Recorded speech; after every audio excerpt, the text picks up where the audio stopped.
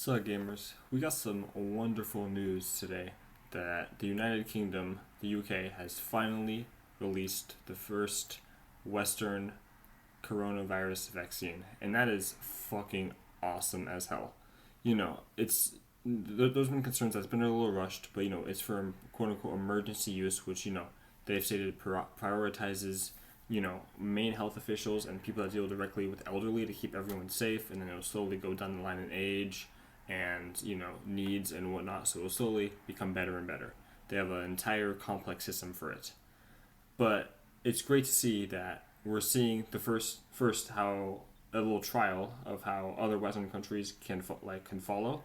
For example, we can see how the UK distributes it, how they do pricing, how the public reacts to the vaccine, and all that kind of stuff. There's going to be some main differences. Of course, the U.S.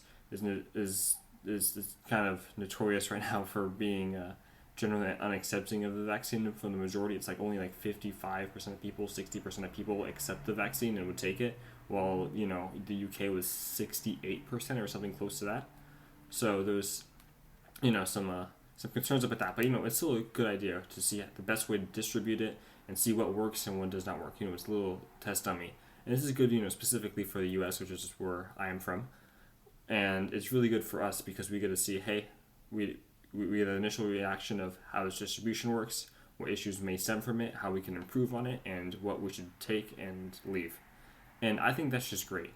And it was released today, the fucking December 9th, 2020, and it's just a good sign. It's I believe it's Pfizer's was approved, and they said they have a 95% efficacy rate. I think that's what it's called, where only 5% of the people got sick, and of those 5%, a majority of them were given placebos, not the actual vaccine. It's an extremely low rate of people that actually got COVID had the vaccine, so it looks amazing. The UK and the US were saying they would take roughly 50% as a dub, but they came up with this 95%. Everyone's getting fucking hyped about it.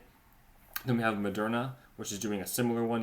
A few weeks later, or maybe a week later, it's something really close, and they're trying to get their vaccine out. And I really think having two vaccines is good. It's good for this. I don't think they should go out to patent it, because I think this competition will decrease prices and allow it to be more accessible for everyone. And then there was another one. I can't remember who did it, but it was done in a more traditional vaccine way. Because I know the Moderna and Pfizer one, those were done with mRNA, which is a super complicated process. There's something about DNA spikes and what the fuck ever. I can't completely explain it to you because I don't understand it myself 100%. But in short, it's a newer, different process that's supposed to be faster and more streamlined.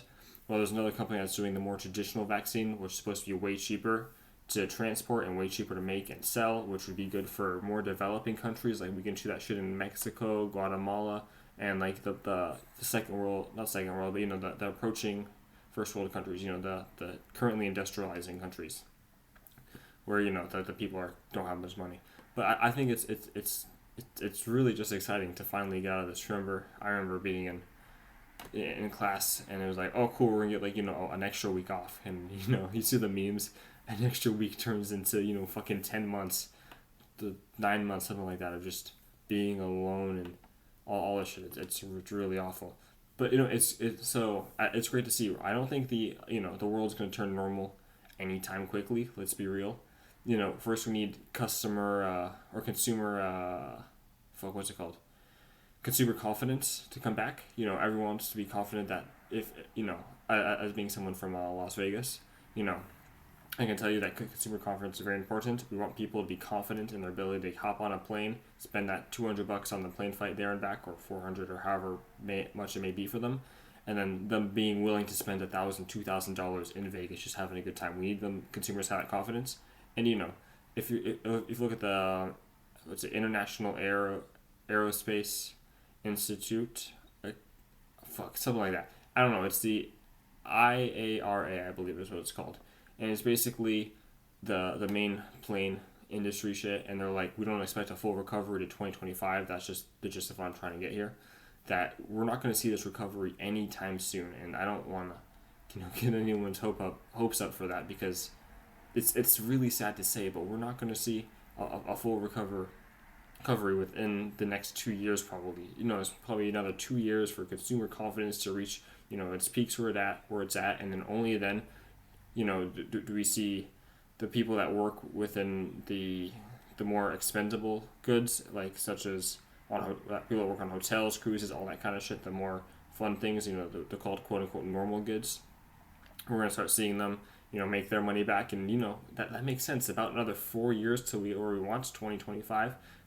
I would shoot maybe 4.5 more years actually, maybe even closer to 5, just because you need to see everyone become confident in the dollar and what's happening and the companies that are around them, and it's just not going to completely return to normal. And we can already see, you can see what I mean within Russia and China. They have claimed, Russia and China being notorious for not necessarily always giving the best information, but they have claims that they've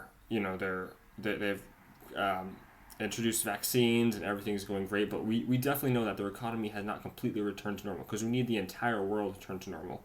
If if OPEC, the most largest oil producer on planet Earth, if they're not COVID done, then we start having some issues. We can't have our fucking trains, cars, planes running that well if the oil isn't at a reasonable price. So we need everyone to get back to normality before we can actually start seeing real world improvement.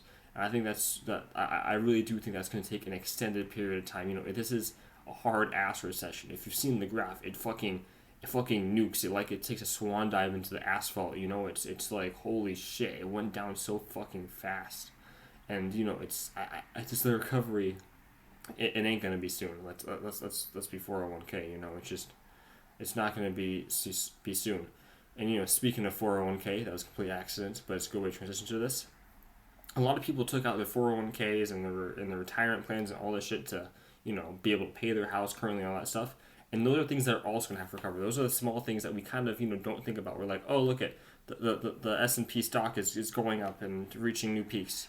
And we're like, oh shit, that's great. We're seeing general world improvement. But then we're also forgetting that there's a lot of Americans or people out there. I don't really understand how retirement plans work in other countries, but I know in the U.S. retirement plans are having money pulled out of them, and then that means people are retiring later, which means that they're not going to have the confidence to spend the money that they want, because the retirement plans are going to be weaker, and they're going to have that in the back of their minds constantly. And that's just another thing towards consumer confidence. We're not going to see the consumer confidence build up anytime soon. This is truly important to understand. And of course, we're also going to see some large businesses that are fucking massive now start to fall. I think when those large businesses start to fall back to normality, we'll see the economy more level up, like Netflix, Hulu, all these kind of big things, Disney Plus specifically. Once we start seeing those fall a little bit, we know we're getting closer to normality, because people are wanting to go out and do other activities rather than just stream, watch shows, shit that there's better options, they can go hang out and do something else. Those are my quick thoughts. Thank you.